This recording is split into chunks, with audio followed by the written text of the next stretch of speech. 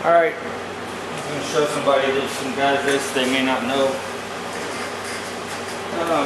how to get stuff like this off, or the fact that they can actually save it, and use double-sided tape basically to put this back on. I mean, you have to be real intricate to cut this all out.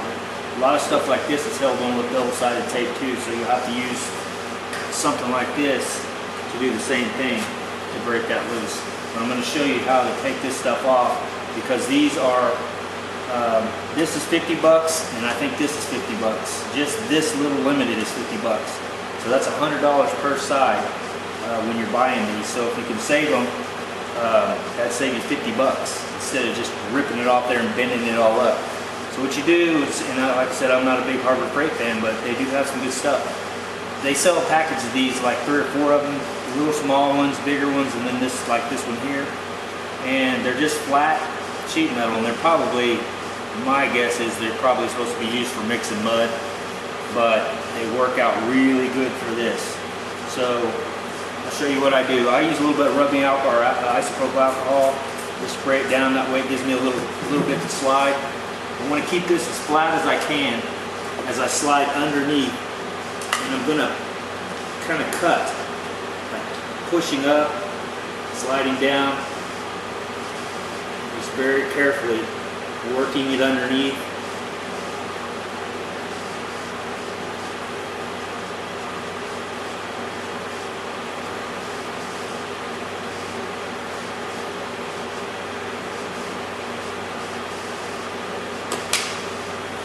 Just like that. Put that up there. The next one. Again, trying to pushing down and just kind of trying to slide it under there real gently, kind of work it up and down, that way you don't bend it. And like on these, I'm trying to kind of go down at an angle, because if I just go straight in at it, it may cause that to screw up.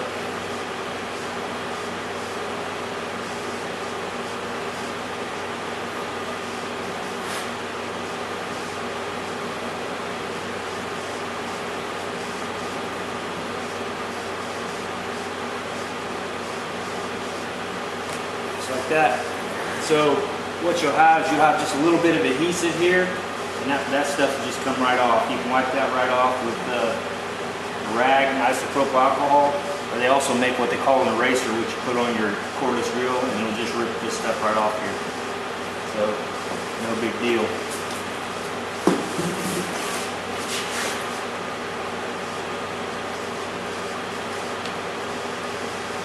K was the trickiest one on this one, just because from the other side I was pointing the other direction. I was coming in at it from this, or from the other side. So those are long, and tendency to want to kind of bend up.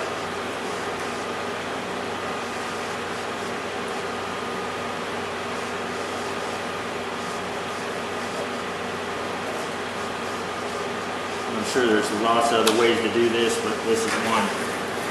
The tricky thing is going to be getting these, and I measured all this out to make sure I put it back where it's supposed to be, but getting them lined completely up, which I'll use tape, make a straight line, and then set each one of these on the tape, on that line, and then pull the tape, try to keep them straight when I put these back on.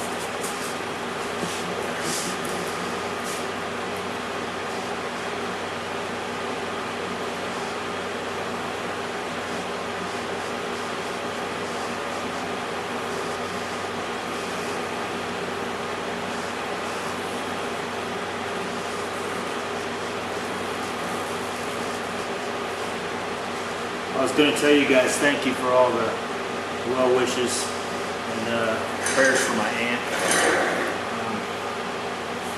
She was ready to go. She was actually ready to go. She was 88 years old. She was ready to go 2 years ago. She told me, she said, "I'm ready. If the good Lord wants to take me right now, I'm ready." And so she lived another couple years after that. So she was way ready. And just an extremely wonderful lady. That's a big reason I did what I did, because she's just one of those people that gave her whole life to help other people, and just so selfless, basically.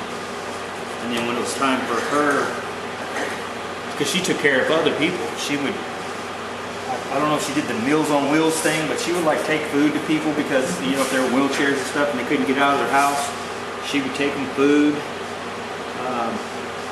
She was part of the literacy program, so she read to kids and read to adults, taught them how to read. Sunday school teacher, on and on. Just a wonderful lady. So selfless. And so yeah, when it was time for her to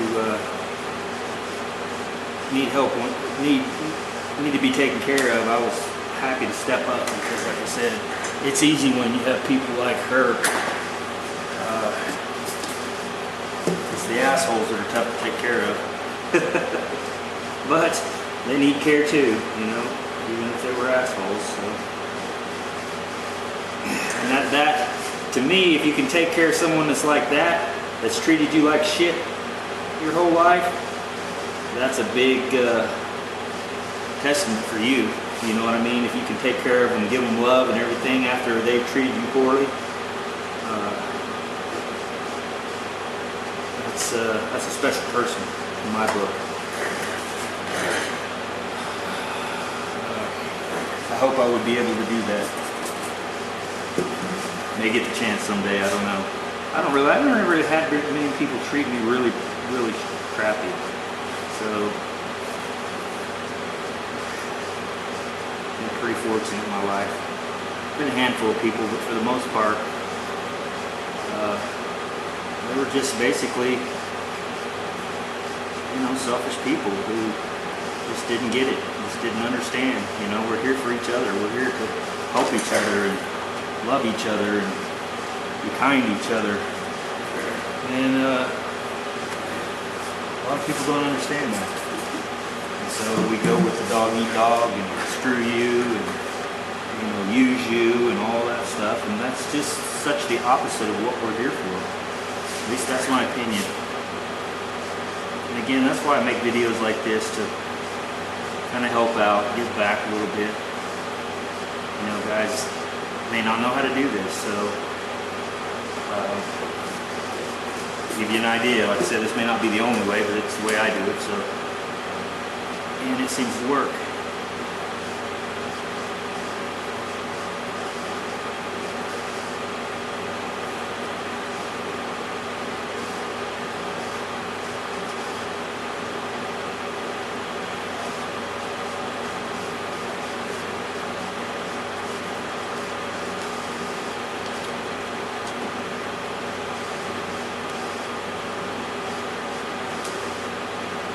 There it is.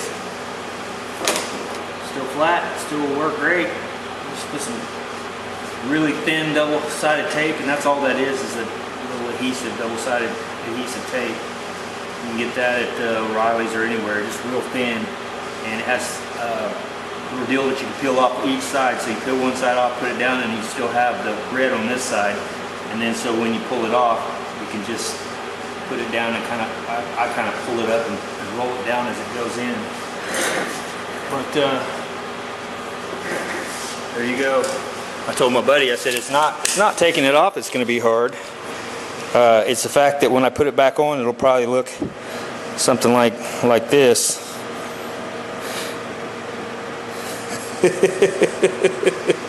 I'm like, as long as you think that looks okay, because there's no guarantee I'm gonna get that thing back on there straight. But I'm playing. I should be able to get it straighter than that. But maybe we could do something like little kids do.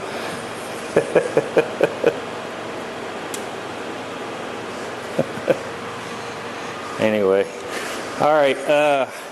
I'm just taking the trim off. No big deal. Another thing on these, and I don't know if it's this way. It's probably just on this model that has this trim here. This trim,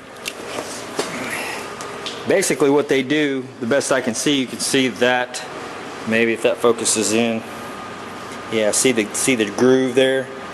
Okay, so this basically, that slides down in there, and that will fit up like that. Well, that actually, from what I can see, my best of what I see here, is they put that on the window first. They actually put the what do they call it, windshield adhesive, whatever, I can't remember. But anyway, so they put that on there, and then they put it on the edges, and they slide that over, and it fits over the window, and then they put the window in with everything together, because that was sandwiched underneath this windshield. So we will probably end up having to pull the windshield out and resealing it, putting a new one of those on and all that, because like I said, that literally, it was a pain to get out because it was underneath the window. So I was having to pull it and pry it out, and I was like, I ended up using my window tool that you guys have seen me use that actually removes the windshield, but I used that to get that off. But anyway, so yeah, taking the reflector stuff off, the trim for this window, I'll take the door handles, everything, all this stuff will come off. We're going to do a good job on this. We're not going to half-ass it. We're not going to tape around stuff. We're going to take stuff off and make sure it's done right.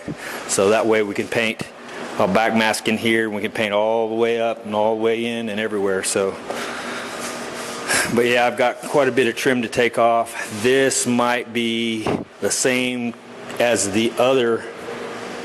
There's a front windshield, which I'm kind of afraid it is.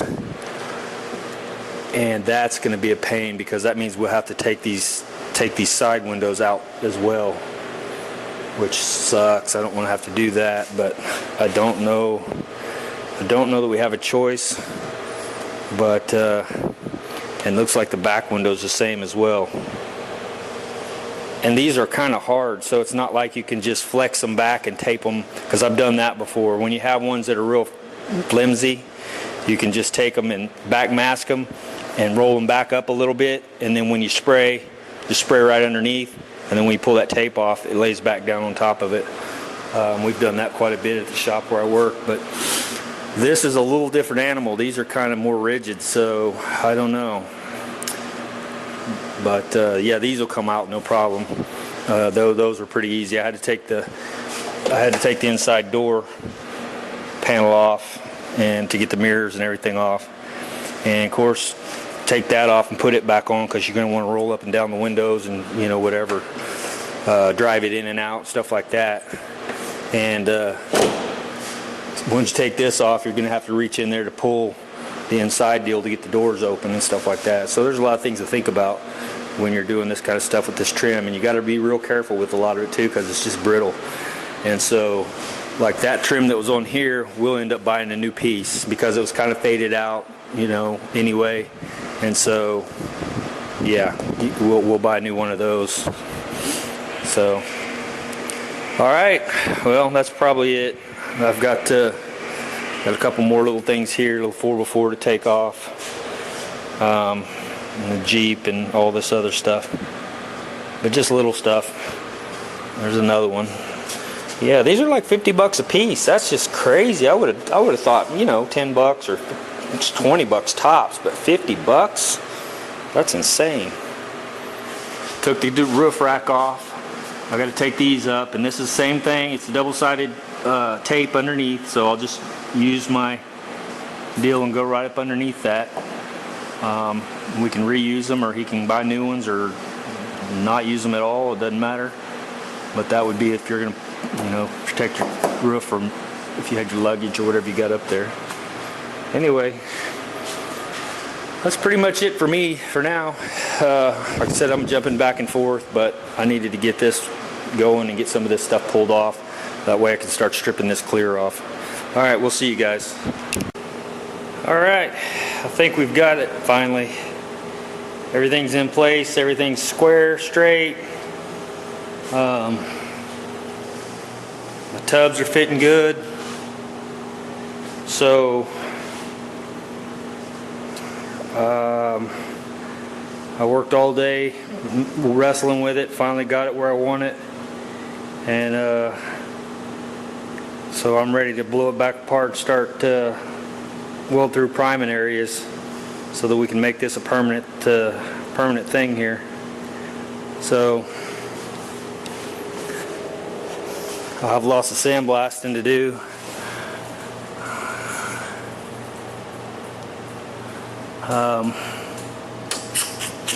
And like I said, I won't put those in until I'm further along, you know, have everything set up and the whole deal.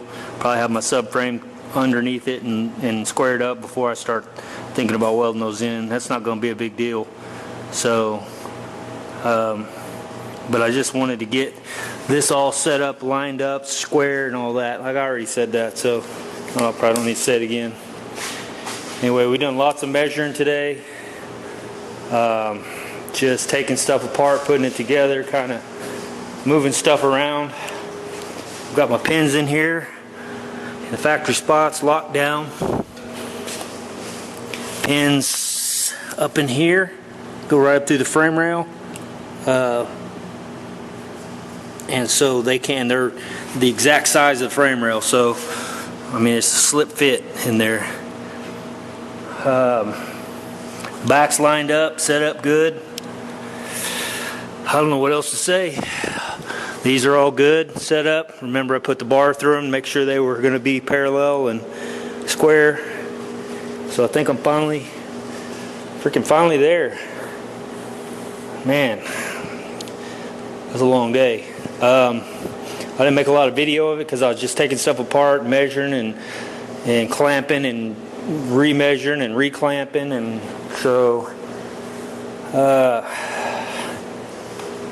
yep. So there we go. And so, like I said, now I just got to blow it back apart and start doing some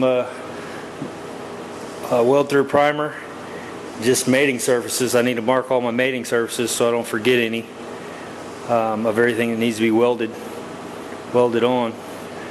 I don't think I can weld these on yet because this right here, if I remember right, to get the car to sit down on there, yeah, this bar here I've got sitting so my upper piece is separate. So when I bring that down, I'll have to have those off, bring it down and slide that out, bolt those back in, and then I can put those back on and get them all mocked up. But again, I got to do some I got to blast that. I'm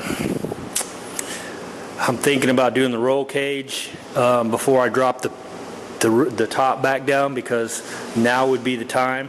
I could actually drop it back down, get all my measurements, build the cage, keep dropping it back down on top of the car until I got it, you know, just the way I want it. And so that's another thing that I didn't mention before, is when I have a solid frame here, well, there's more than just a solid frame to this, to straighten and stiffen and to, you know, to make it ridiculously strong and rigid. It'll have a full cage in it too. So that cage will actually tie into the frame and come through. And so that will make it, basically it's what now my mind just went blank. It's basically called a ladder. So you've got parts of your ladder coming across, making it strong, and then you've got your rungs coming across, and then you got your uprights, and then on the top that finishes it out comes over with rungs coming across and down, so you have this literally a big cage.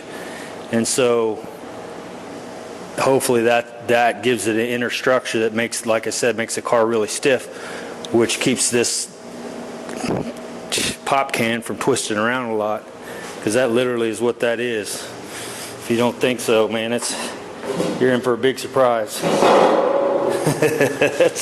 It's pretty crazy what we're driving 100 plus miles an hour around these days. So the good thing is, like I said, these new cars have crumple zones and high strength steel and all that stuff they built into them. These old cars, they didn't. And if you want to see, I think you can look up an Impala versus a new car, like it's a 64 5 Impala, and they crash it head on, and it just destroys the Impala. I think it's an old Impala and a new Impala. New Impala is pretty much unscathed. At least like where the driver is and all that, you can tell where they've got that cage for the driver, where they built that in, and then the crumple zone crushes, but everything else is good. That Impala just wads up like stepping on a pop can. It's crazy.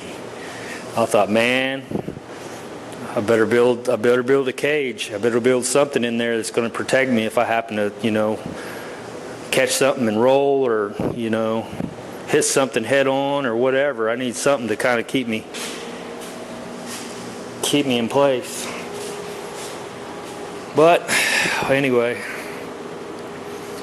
because as you guys know before, this car got hit in the side and the back, and it crushed all of this on my car. Was all crushed all the way up into here, and that's why I ended up having to get a new floor and everything, and I didn't really realize that. Kevin's like, man, you better look at that, and sure enough, it was just crumpled all up in there, and I was like, I was in denial. I was like, nah, I don't think so, nah.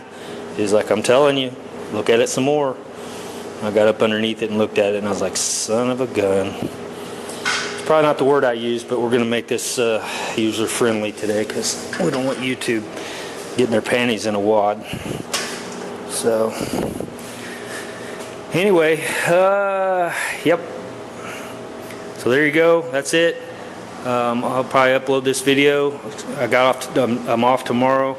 I may come back out and mess with this. I still need to do some more to that. I got most of the emblems off of it. I think I'm going to go ahead and take all the clear off while this is on, or at least as much as I can, because I won't have to sit it on my lap and do that. I can just buzz it off while it's on the vehicle. Same with those, as much as possible, then take them off and finish them up. But yeah, I got to strip the clear completely off of it. So I think I'm going to do 220, and then I'll probably have to go ahead and prime it. I didn't want to prime it, but sure as I don't. Anytime you know how paint is, it's not going to fill anything. So if I break through, because this is paint and this is clear, so if I'm running across this and I happen to break through, then I got a little divot. So you need some kind of filler material, which would be primer, would work, as long as it's not too much. So I'll probably end up having to build the car and then block it out. I'm going to try not to, but if I use 220, I'm going to have to anyway, because you're not going to get a 220 scratch, to cover with just epoxy. So it's pretty important that you do your scratch right, where you start, and know what covers what. Like I said before, my boss always told me 80 grit is to filler what 180 is to high build. So if you're trying to flatten your high build, you use 180. So once I put all this on, then if I need to flatten it out, I'll lightly go over 180, 220, 320, and then finish it out probably, well, this will probably be finished out 600 because it is a metallic. But yep, good times. So yeah, just think about that. Think about your process, because if you get it wrong, and you don't have something to build over those scratches, all this stuff shrinks for a long time, several months, and it'll shrink back into those scratches.